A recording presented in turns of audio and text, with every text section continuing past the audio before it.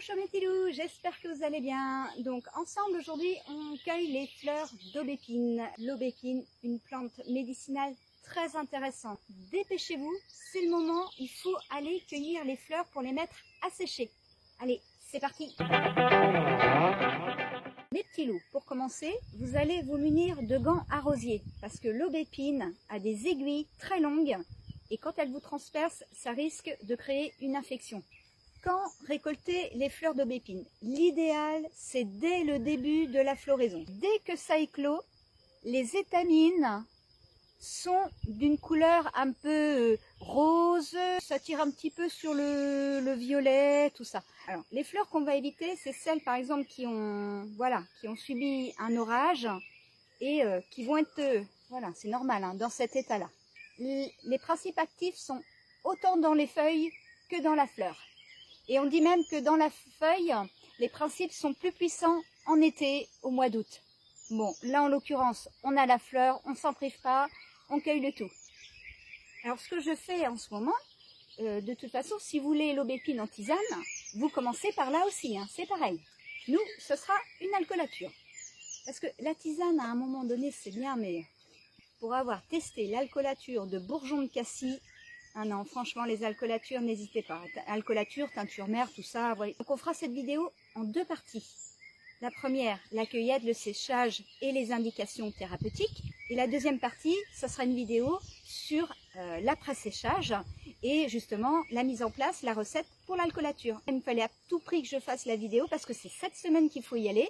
Alors, tout dépend des régions. Il y en a même que c'est passé, à mon avis, dans le sud, on doit être limite. Surtout après les orages. Bon, si vous n'avez pas de sécateur, petite technique pour aller plus vite, vous cueillez directement le bouquet comme ça. Vous prenez hop, dans vos mains, voilà, sans presser les fleurs, juste le bout ici. Comme je vous dis, hein, ne le faites pas sans gants, sinon vous êtes sûr de vous piquer et au risque de choper une super infection. Beaucoup ont fait des panaries à cause de l'aubépine. Demandez à tous ceux qui font du bois, qui coupent du bois, les aubépiniers, ils n'aiment pas ça. Hein. J'ai donc été mettre les plantes en séchage sur un trémie, comme vous pouvez voir sur la photo. C'est dans une pièce à l'abri de la lumière, à température ambiante, ventilée.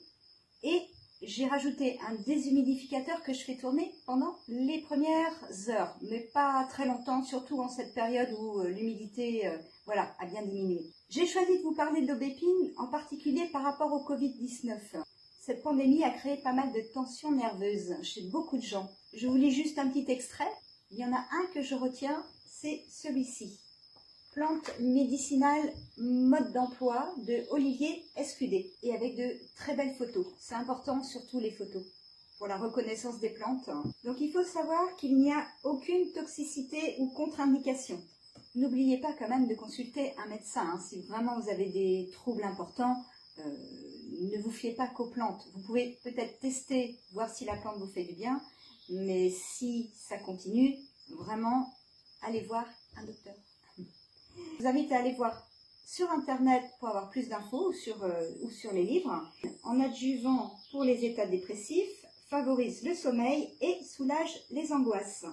C'est une plante spécifique des dysfonctionnements du système cardiovasculaire et elle traite efficacement les arythmies, palpitations et angines de poitrine.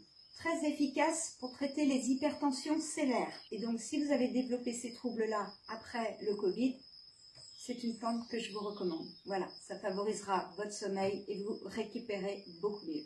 Allez, sur ce, je vous dis à très bientôt. Ciao, ciao! Petites abeilles. Juste à mon nez, l'air de dire, prends pas mes fleurs.